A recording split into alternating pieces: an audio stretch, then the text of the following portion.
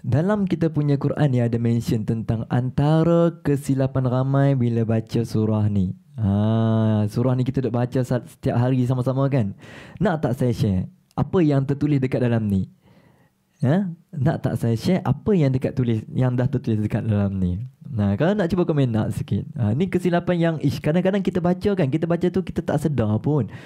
Tapi sebenarnya itu salah okey, alhamdulillah. Cuba tengok pada perkataan azlamu ni. Perkataan azlamu. Pada perkataan azlamu tadi kita dah sama-sama baca dekat sini. Ramai orang bila baca pada azlamu ni, dia suka terbaca azlamu. Azlamu. Dia ada melantun. Tak boleh tuan-puan. Jangan.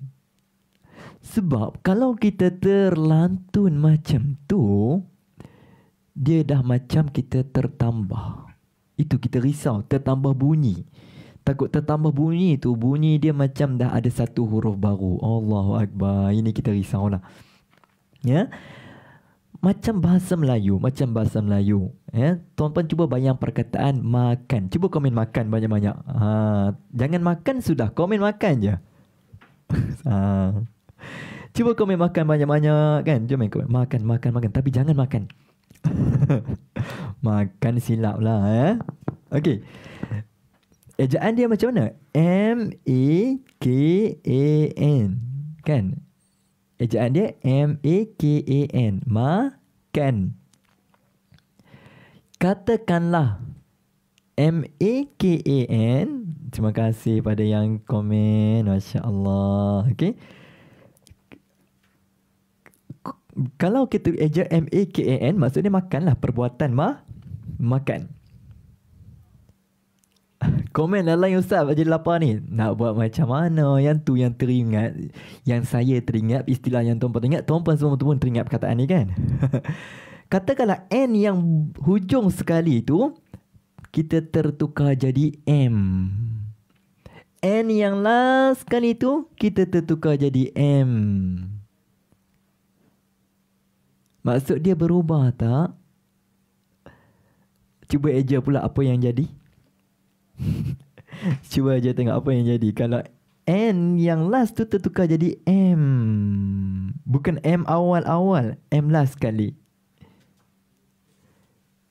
Makan jadi makam. Tuan-puan, kalau kata berubah tu berubah sikit tak apalah kan, ibu-ibu ayah-ayah semua, betul tak? Contohlah nak kata makan jadi minum, taklah jauh sangat. Sebab orang-orang belah utara makan ke minum ke semua kita panggil makan. Makan ayak. Orang belah utara. Tapi kalau makan jadi makam, makam apa? Makam Tan Sri apa-apa. Makam jadi kubur. Itu destinasi kita selepas ni. Kan? Itulah yang kita risau. Jadi contoh tu contoh kalau tertukar huruf. Yang ni pula yang saya nak share tuan-puan, kalau tertambah huruf. Bila kita baca azlamu, tengok dalam atas ni azlamu, kita terbaca azlamu, macam ada tambah huruf. Saya bagi contoh macam ni. Makan, kita tambah an dekat belakang. Dia jadi apa? Makan tambah an dekat belakang. Dia jadi makanan. Bunyi hampir sama, maksud berubah tak? Ya. Kita nak bagi tahu dekat anak kita, adik-adik makan. Kan? Tapi kita cakap adik-adik makanan. Pun sama juga, beza.